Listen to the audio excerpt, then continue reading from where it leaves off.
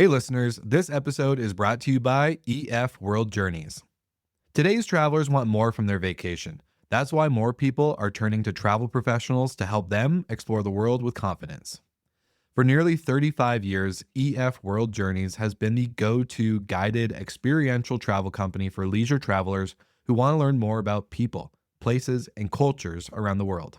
Its brands EF Ultimate Break, EF Go Ahead Tours, and EF Adventures serve everyone from Gen Z to baby boomers and help tens of thousands of US and Canadian travelers every year explore 400 bucket list destinations. EF World Journeys is one of North America's biggest guided group tour companies, and its expert planned immersive itineraries focus on the big moments and little things that make travel and meeting new people so rewarding. It's experiential travel that goes deeper, where every journey builds a connection, inspires wellness, and fuels a lifelong love of learning. EF World Journeys, guided by experts, driven by curiosity. To learn more, go to efworldjourneys.com.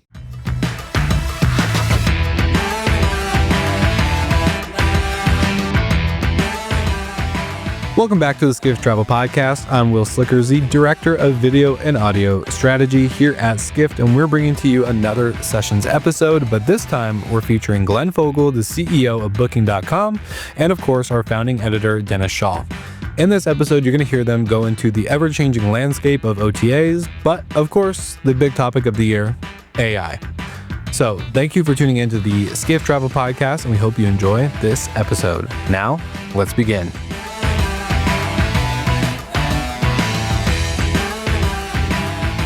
Hello, New York. I see on my screen here, booking.com. Glenn, first of all, let me say, we always appreciate you showing up for this event. I love coming here, and thank everybody for coming yourselves. I mean, this is a great thing. Coming to New York, September, it's a beautiful time to come, and we like travel, and a lot of people probably came from out of town, so we like that. Absolutely. Booking.com, Booking Holdings, you're a friggin' big company, the largest company in travel. I noticed that. Yeah, it's gotten big. It used to be really, really tiny when I first started 25 years ago. I can't believe more than 25 years of the same company. It's amazing. But while we're big, we're not nearly as big as the really big companies like Google and Meta. Those guys, we're little nothing minnows compared to them. You don't have the $1 trillion market cap yet. Not yet. No. It's going to be a while. However, we are entering a new era. There will be travel distribution through the ChatGPTs and the Geminis. We're on the cusp of agentic AI. What do we need to know? What is changing? Well, first of all, it's without doubt one of the most exciting times to be in travel and technology, and that's what we are. We are travel and technology. It comes together. And it really reminds me when I did start 25 years ago at the height of that .com explosion. And it seems a lot of it now, it seems almost the same thing, this Cambrian explosion of new things you can do. And I find it incredibly exciting, a little bit concerning because new ways of doing things. But what it does mean though, I hope, is that travel will be a lot easier for everybody. I really hope so. I believe it. I see it happening already. We're already working on it and being able to use these new tools in ways that makes travel easier for everybody. And that's really great. Way back then, 25 years ago, there was also the .com bubble. We saw a lot of collapse. Some people are saying there's an AI bubble, that companies are going to pull back on AI when they're not getting the ROI that they expected. What do you think of that? Well, I have a little bit of personal knowledge about bubbles. So I joined Priceline.com.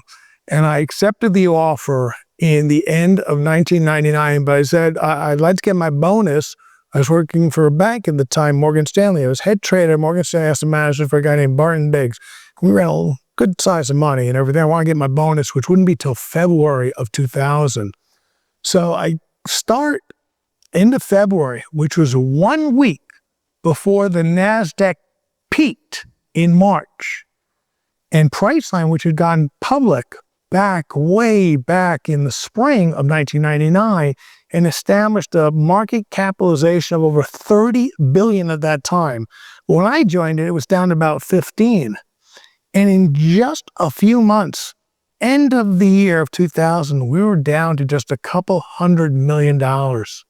So that proved that it was good that I left being a trader, because I obviously had no idea of doing anything in terms of trading, because I just what's known as top taking a trade. I had gone long. I had bought internet at the very peak, and now we're at a place that even my mother thought we'd gone bankrupt.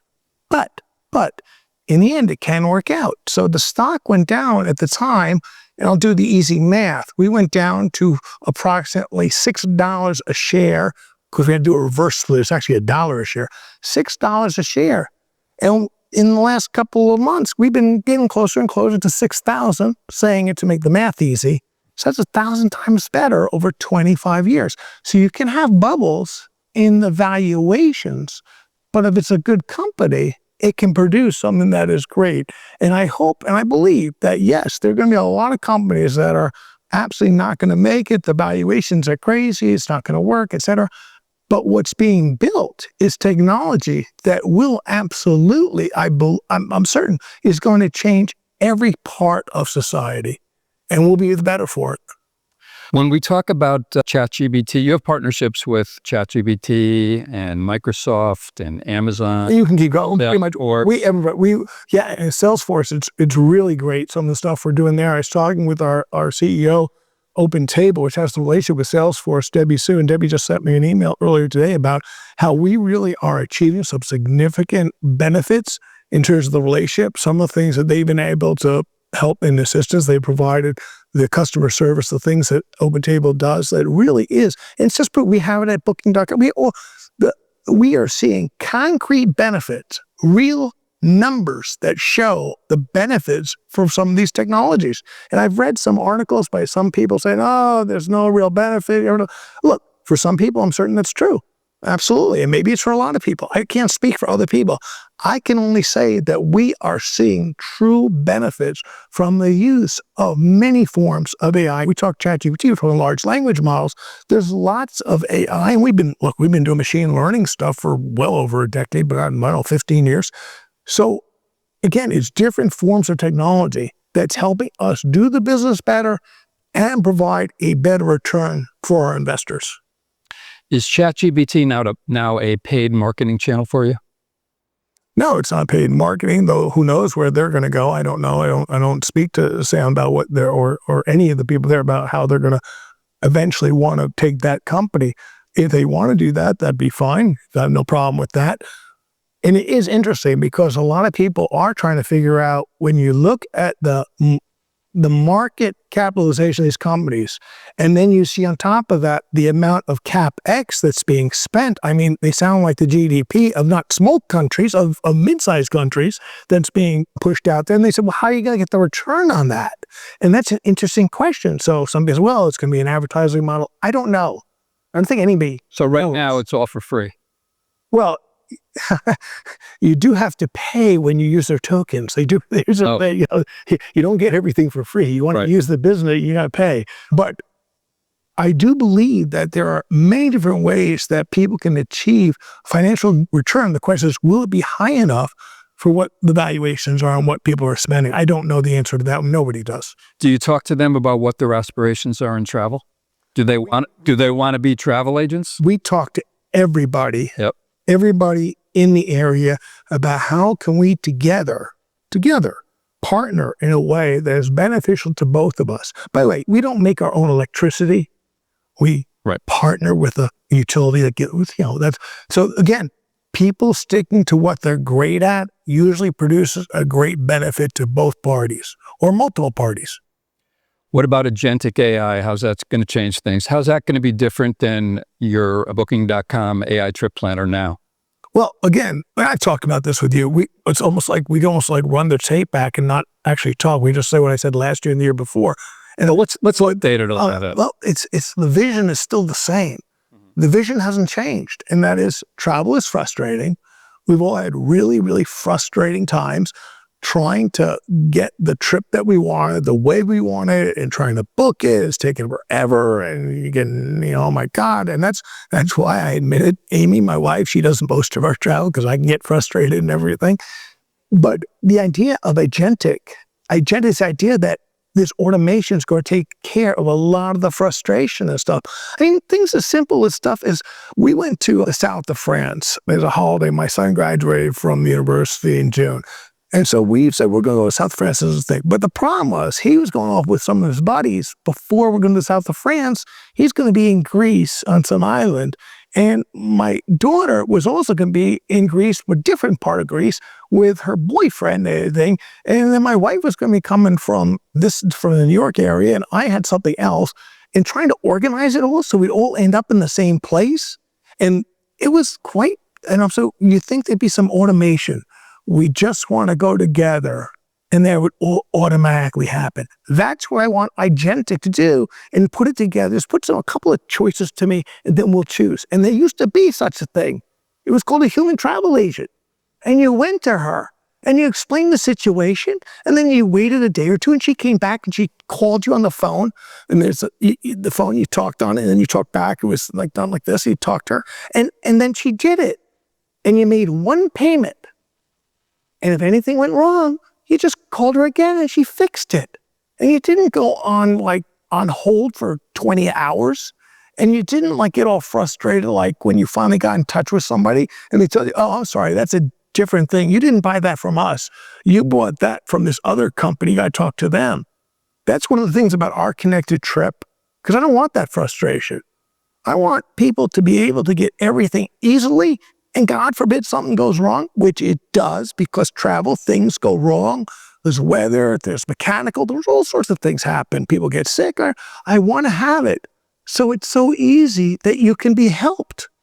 And that's part of the connected trip. And of course, providing not only the ease of use and providing great value, because two-sided marketplace. We work for a two-sided market. We got the traveler, but you got to have the suppliers on the other side, the hotels, the car rentals, the flights, the attractions, every part of that. So using the connected trip is a way that all the suppliers can find an easier way for them to get additional incremental business and provide them with ways they can market their service and all their different things in an easier way to the right customer. So it's not wasted. God, I hate when we spend money on marketing that I know a whole bunch of people are not paying attention to it.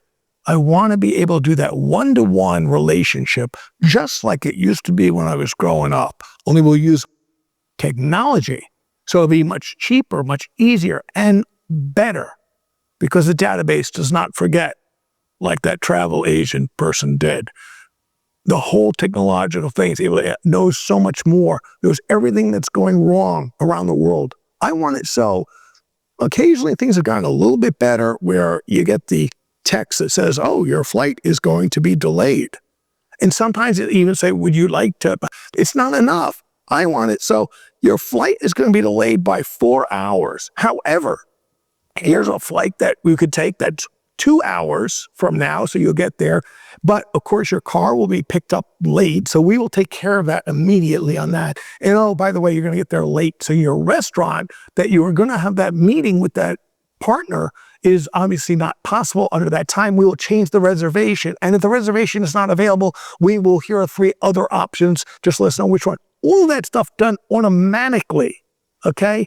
Because at the end of the day, it's a very competitive world. And if we're not providing a better service to the person, somebody else is going to do it. It's a competitive world. So Bernstein Research had a note a few weeks ago, and they said that Airbnb is the best positioned for the Gen AI era in terms of distribution through the LLMs, basically because they're not going to need to do it. They get 90% of their traffic free or direct. They're better positioned than you guys for distribution through the LLMs. What's your take on that? Everybody's entitled to an opinion.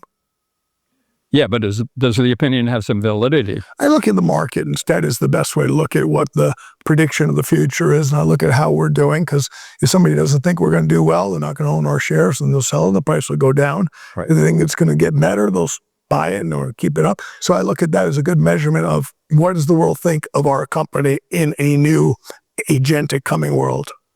How do you think Airbnb is doing with Gen AI? I think Brian comes on after me. You can ask him. He'll tell you. He'll know much better than me.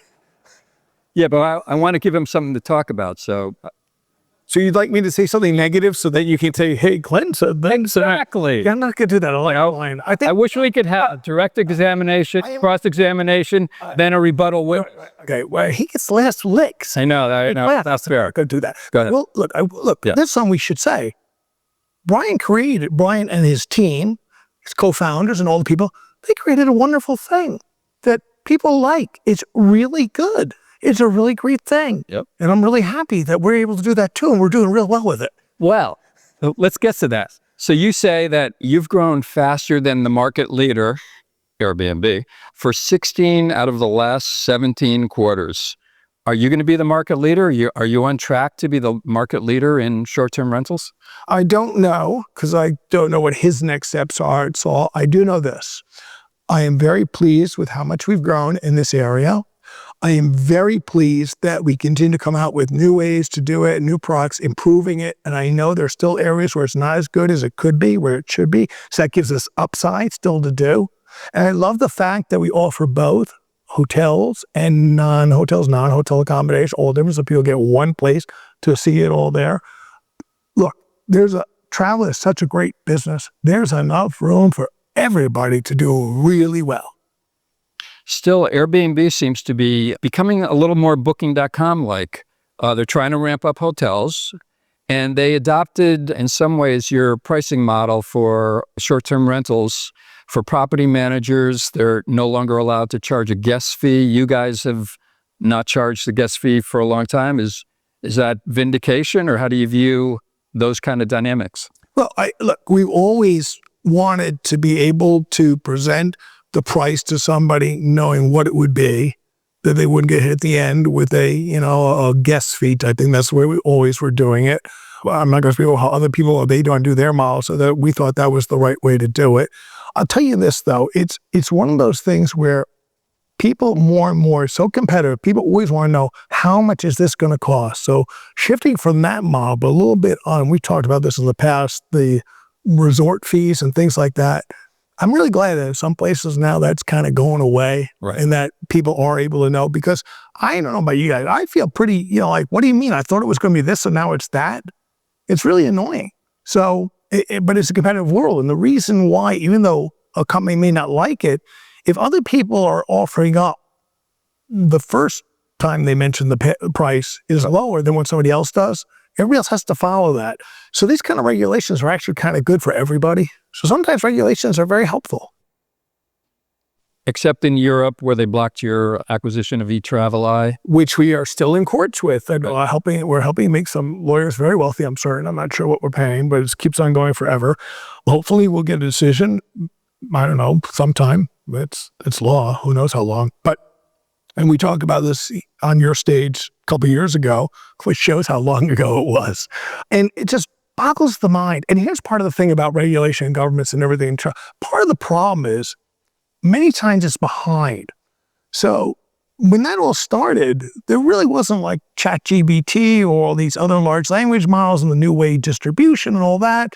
So somebody looks at what the market is. Of course, I totally disagree with the way they put it, the market, because the market was much more than just online travel agents. But now you have all these other ways to distribute things. And in the Google case, of course, Google is making the argument in their antitrust stuff and stuff, where they come out and say, wait a minute, we're under attack from all these other people, like these large language models who are taking away our search or are going to. So again, it's frustrating when you're in the business world and you see these changes happening and you're fighting it out every single day. As I said to the thing that headlined the FT, where I said, we have to fight every day for a booking. And then for somebody to say, no, you have a dominant position. I said, I wish we did. There is no such thing. Not in travel. Every day, you're just a click away from getting a better price. Glenn, Ryanair, that's all I got to say. No. 6 months ago, they were calling you a pirate, not you personally, Booking.com, stealing their intellectual property or their flights or whatever. And now you have an agreement. Yeah. What led to the compromise? What led to the agreement? Well, it's again coming up with how two partners can work together and create good benefits for both sides. That's how all deals are done. You're just trying to come up with something that can work for both people. I'm very pleased with it. I'm really pleased with it because I believe we can add value to travelers and add value to Ryanair. It's all good. And, I take no offense at anything that Michael Leary says. I No? I think the guy's great. I mean, again, somebody who really helped build something. Obviously, there was Southwest in the U.S. before that, but he built something that makes a lot of people able to travel who could not fly before, and now they can because they couldn't afford it. But what changed? How did you come to an agreement? Why did it take so long? Why did it take so long? Why does anything take so long? Every time you haven't yet come out, why is Connected Trip taking so long? And why we haven't gotten there yet? When? What is it? Okay, we can No. anything I wish I could say, and this is not, I was going to say anything that would create value takes a long time. That's actually not true. I wish we could go faster. I wish things would be done better. We have our office in New York City is in the Empire State Building. I'm sure some people here know, but I bet a bunch of you don't know.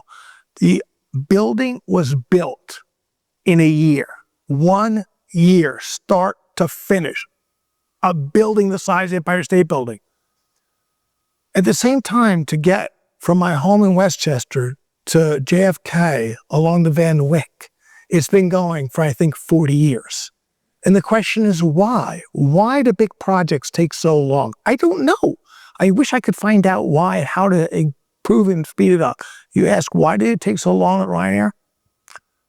It took long because that's how negotiations sometimes take. Why is the trip taking long? Technology, why is it taking so long? I don't know.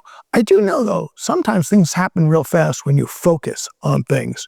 And you look around the world. I mean, look at how much stuff has come out since obviously ChatGPT announcing when they first came out. That wasn't the start. Obviously, there are many steps before that. But let's use that start at ChatGPT when it first came out. And I don't know about you, but I went right to it and started using it. And I kind of liked it because first thing I do is look up myself. And I was like 6'2", and all these degrees that I don't actually have. I really look much better in their description of me than in real life. But hasn't it gotten so much better? And there's all these other ways to use it now. My wife was in Patagonia, and she sent me a picture. And all she did was send the picture, and I put the picture in, and it placed exactly where she was. I was astounded by it. That's amazing. So in just 3 years, 2 or 3 years, this incredible progress is being made in some areas of technology. And you say, why does a contract take 3 years? I don't know. Maybe it's the lawyers. You're a lawyer. Glenn, Expedia has been doing awesome in B2B. They grew 17% in the second quarter. Their consumer business grew just 1%. You've just announced that you're going to be reorganized. You have 3 teams working on B2B, Priceline, Agoda, and Booking.com. You're going to consolidate them. Are you going to take a harder look at B2B and will it become more of a priority? So we have always had a very, very good B2B business. You could go down and give you a list of some partners, great players, very big. It's a big business. Now, the issue is we are a very big business overall. So this is not as big, perhaps, because other things are overcoming it. But one of the things that we noticed, we didn't notice, it was told to us. Some of our partners said, listen, I like this part from this brand you have, and I like that part from that brand over there, but I can't get them both, can I, right now? And we're like, well, not exactly, because they're concentrating on that, and these guys are concentrating on this and this. And so we're saying, and they say, well, can't you bring us everything we want? So really, this is a way that we can try and improve our offerings to our partners so we can make it much better for the partners so they get what they want, what they need. And they don't have to compromise. Well, if I choose that, I'm only going to get that. And in addition, and this is obviously for business in general, is that given the change in technology, what I don't want to be doing going forward is reinventing the wheel, having to have the same stuff rebuilt in 3 places at once. By combining and putting together and focusing, again, prioritization, focusing, bringing it together, we will achieve better results for our partners and then for the consumers who use it. An audience member wants to know if you're going to launch services like Airbnb did, offering chefs and masseuses and Vrbo offering baby gear. I don't know where that came from. No. Okay, that's all we need to know on the subject. Why, Glenn? No, but again, prioritization. I mean, look, I haven't done the research. They, I assume, have done the research. They believe this is a good way to spend their money, their resource, their tech, their people, but they think it's a good thing. For me, I haven't even done it, but I know all the things we already have to get done. I just talked about the connected trip. For me, that's the priority because I'm sure it's very good if you need baby, what was it? Baby what? Baby gear? Baby gear, I don't know. What about here?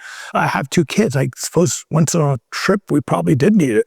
But the fact is, I want to concentrate our efforts in the things that are going to give us the most value. Value to the traveler, value to the supplier.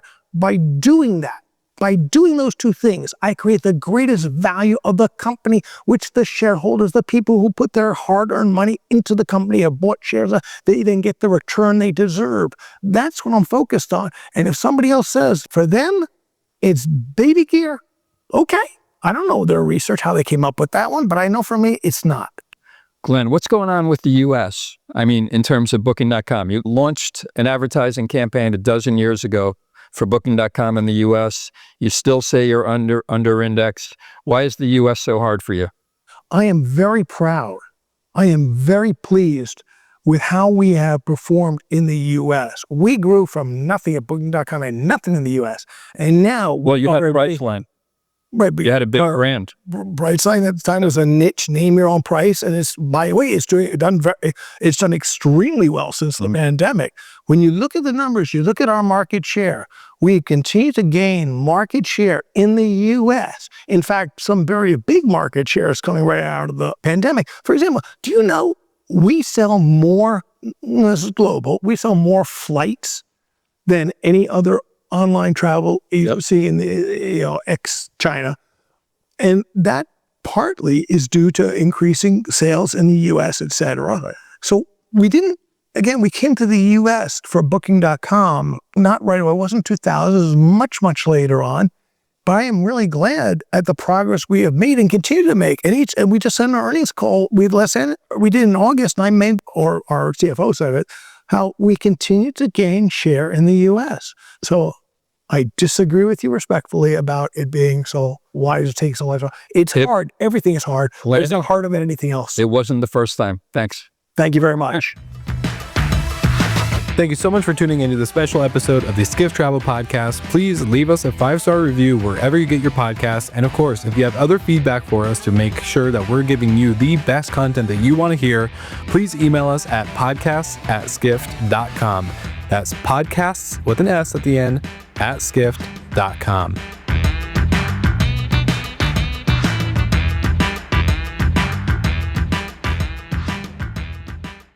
Hey listeners, this episode is brought to you by EF World Journeys. Today's travelers want more from their vacation. That's why more people are turning to travel professionals to help them explore the world with confidence. For nearly 35 years, EF World Journeys has been the go-to guided experiential travel company for leisure travelers who want to learn more about people, places, and cultures around the world. Its brands EF Ultimate Break, EF Go Ahead Tours, and EF Adventures serve everyone from Gen Z to baby boomers and help tens of thousands of US and Canadian travelers every year explore 400 bucket list destinations. EF World Journeys is one of North America's biggest guided group tour companies, and its expert planned immersive itineraries focus on the big moments and little things that make travel and meeting new people so rewarding. It's experiential travel that goes deeper, where every journey builds a connection, inspires wellness, and fuels a lifelong love of learning. EF World Journeys, guided by experts, driven by curiosity. To learn more, go to efworldjourneys.com.